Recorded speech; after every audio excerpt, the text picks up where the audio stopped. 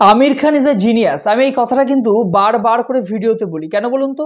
দেখুন, কয়েক বছর ধরে তার সিনেমা হয়তো বক্স অফিসে মারাত্মক কোনো কালেকশন দিতে পারছে না, কিন্তু তার প্রোডাকশন হাউস থেকে এরকম ধরনের একটা কাজ, এরকম ক্রিয়েটিভ মাইন্ড নিয়ে কিন্তু একমাত্র আমার মনে হয় বলিউডে এই মুহূর্তে আমির খান ছাড়া কারো মাথা থেকে কিন্তু বেরোতে পারে না। এবং তার প্রোডাকশন হাউস থেকে এই সিনেমাটা দেখার পর আমি সিনেমাটা নিয়ে এক্সাইটেড ছিলাম। এই সিনেমার ট্রেলার আমার দুর্দান্ত লেগেছিল। এই সিনেমাটা যেরকম আবহ তৈরি করা ছিল, আমার মনে হচ্ছে একটা রিয়েলিস্টিক কোনো ঘটনাকে ইউনিক কোনো স্টাইলে হয়তো প্রেজেন্ট করা হবে। কিরণ রাও সিনেমা ডিরেক্ট করেছেন। হ্যাঁ, আমরা কথা বলছি লাপাতা লেডিস নিয়ে। আজকে আমরা লাপাতা লেডিস এই সিনেমাটার কিন্তু রিভিউ করব। তো এই সিনেমাটা আমার কেমন লাগলো যদি এক কথায় বলতে হয়, সিনেমাটা আমার কিন্তু বেশ ভালো লেগেছে। হ্যাঁ, মারাত্মক লেগেছে এটা আমি বলছি না, কয়েকটা জায়গায় যদি বাদ দিই, নেগেটিভ পয়েন্ট বাদ দিই ছোটখাটো, এই সিনেমাটা কিন্তু বেশ ভালো একটা কাজ হয়েছে। এবং আপনাদের বলবো, যারা বলিউডের একই ঘরানার ছবি, সেই পাকিস্তান, ভারত, জম্মু কাশ্মীর বা সেই রোম্যান্টিক ড্রামা ফিল্ম বা ফ্যামিলি অডিয়েন্সের জন্য যে ধরনের সিনেমা তৈরি করে, এই ঘরানার বাইরে গিয়ে নতুন কিছু দেখতে চান, এই সিনেমাটা ওটিটিতে আসার পরে, এটা জিও স্টুডিওস এবং আমির খান প্রোডাকশন হাউস একসাথে তৈরি করেছেন। এটার অনলাইন স্ট্রিমিং পার্টনার হলো নেটফ্লিক্স। নেটফ্লিক্সে যখন আসবে এই সিনেমাটা, ওটিটিতে জাস্ট আলাদাই কাঁপাবে। আমার মনে হয় এটা ওটিটির কথা, ওটিটির যে দর্শক রয়েছে, ডাইরেক্টলি যদি ওটিটিতে রিলিজ করা হতো তাহলে কিন্তু সিনেমাটা ভালো বিজনেস করতো। এবং এই সিনেমাটা যখন ওটিটিতে আসবে আরো ভালো বিজনেস করবে, কারণ ওটিটির দর্শককে কিন্তু টার্গেট করে মেনলি। এটাকে আমরা ব্ল্যাক কমেডি বলবো না, এটা একটা কমেডি ড্রামা ফিল্ম। এই সিনেমাটা আপনারা একবার দেখতে চান, আপনারা কিন্তু ইউনিক কোনো একটা বিষয়ের উপর নতুন ধরনের একটা কাজ দেখতে পারবেন। তো এর গল্পটা নিয়ে যদি বলি, এখানে আমরা দেখতে পাচ্ছি দীপক কুমার যে ক্যারেক্টারটা স্পর্শ শ্রীবাস্তবা প্লে করছেন, তার ক্যারেক্টারটা গ্রামে থাকে, আমরা জানি মধ্যপ্রদেশ।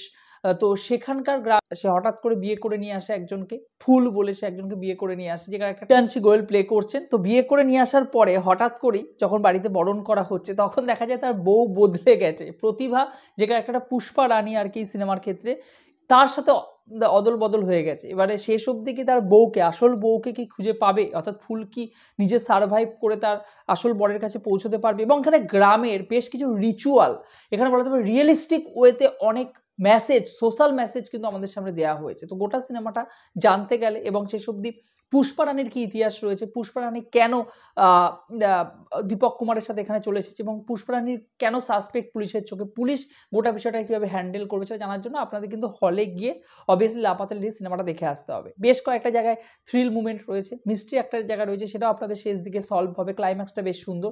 তো আপনাদের বলবো হলে গিয়ে আপনারা কিন্তু এই সিনেমাটা দেখে আসুন, আমি কিন্তু হাইলি রেকমেন্ড করছি। এই সিনেমা যদি পজিটিভ পয়েন্ট নিয়ে বলি, এই সিনেমার প্রথম পজিটিভ পয়েন্টের গল্পটা এতটা রিয়েলিস্টিক ওয়েতে পুরো গল্পটাকে বলা হয়েছে, এত সুন্দরভাবে ইউনিক স্টাইলে আমরা কিন্তু কানেক্ট করতে পারছি, আমরা কিন্তু পুরো ঘটনাটার সাথে কোথাও না কোথাও গিয়ে কানেক্ট করতে পারছি। ঘটনাটা কিন্তু আমাদের কাছে বলা যেতে পারে যে অন্য রকমভাবে, আমি সবসময় বলি যে ঘটনা আমাদের সমাজের, অর্থাৎ আপনারা দেখুন না, সহজ পাঠের গল্প আমাদের বাংলার ক্ষেত্রে বা পথের পাঁচালী এত কেন বিখ্যাত, কারণ এই গল্পগুলো আমাদের গ্রাম বাংলার ইতিহাস ছোট ছোট চরিত্রগুলোকে তুলে নিয়ে এসে তাদের যে আচার অনুষ্ঠান, সেখানে যেভাবে গোটা বিষয়টা চলে, গোটা মানুষের যে জীবনযাত্রা, সেগুলোকে কিন্তু এখানে ফুটিয়ে তোলা হয়। তো এই সিনেমার ক্ষেত্রে ওই গ্রাম এলাকা, সেখানকার বউরা ঘোমটা পড়ে থাকে সবসময়, সেখানে কিছু রিচুয়ালস রয়েছে, তারা স্বামীর, এখনো হয় আর কি, স্বামীর নাম মুখে উচ্চারণ করে না বিয়ের পরে। তো এই যে গোটা বিষয়টাকে এত সুন্দরভাবে এখানে তুলে ধরা হচ্ছে, এটার সাথে কিন্তু আমরা দারুণভাবে কানেক্ট করতে পারি। ঘটনাটা কিন্তু আমাদের সামনে অনেক বেশি বাস্তব হয়ে উঠে আসে, মানে কোনো ক্যারেক্টারই আমাদের কাছে লার্জার দ্যান লাইফ হয় না, কোনো ক্যারেক্টারই কিন্তু কোনো ঘটনা কিন্তু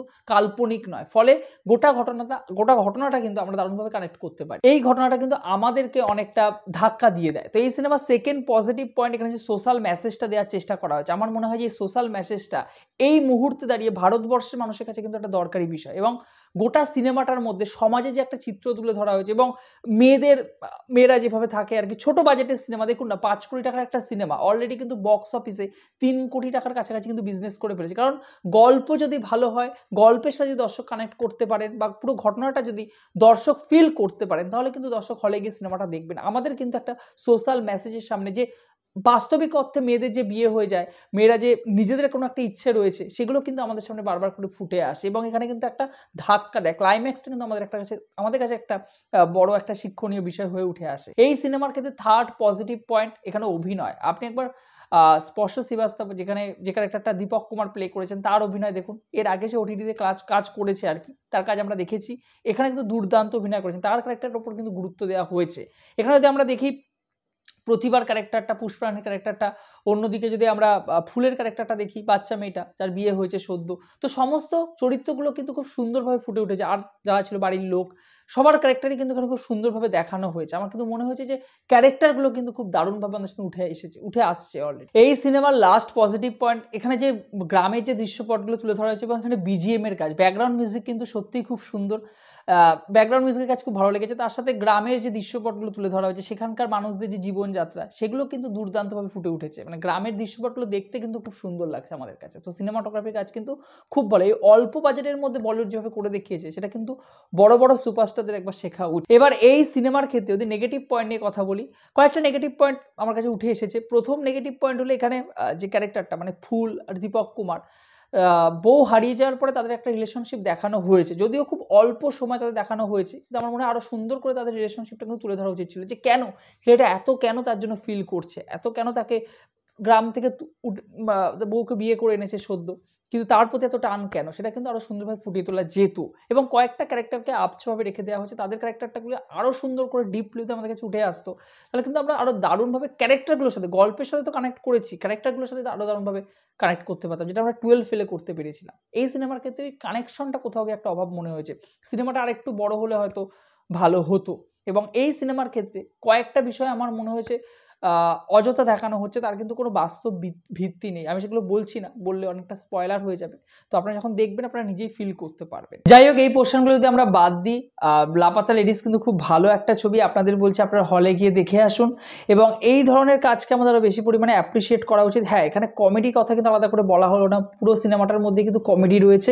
তবে আমার মনে হয় কমেডি ওয়ার্ক করবে, দর্শকদের কাছে কিন্তু কমেডি ওয়ার্ক করে। তবুও কমেডির থেকে এখানে ড্রামা পোর্শনটা অনেক বেশি জায়গা জুড়ে রয়েছে আর কি। ক্যারেক্টারগুলোকে কিন্তু আরও যদি সুন্দরভাবে ফুটিয়ে তোলা যেত, তাহলে কিন্তু আমার মনে হয় যে কমেডি ড্রামা দুটো পোর্শন মিলিয়ে কিন্তু সিনেমাটা একটা আলাদা জায়গায় পৌঁছতে পারতো। আপনাদের বলছি আপনারা দেখতে যান সিনেমাটা, আর যদি আপনারা দেখে থাকেন, আপনাদের লাপাতা লেডিস কেমন লেগেছে অবশ্যই আমার কমেন্ট বক্সে জানিয়ে যাবেন। বন্ধুরা, ভিডিওটি ভালো লেগে থাকলে, চ্যানেল যোগ দিয়ে থাকে, চ্যানেলটাকে অবশ্যই সাবস্ক্রাইব করে দিয়ে যাবেন। জয় হিন্দ।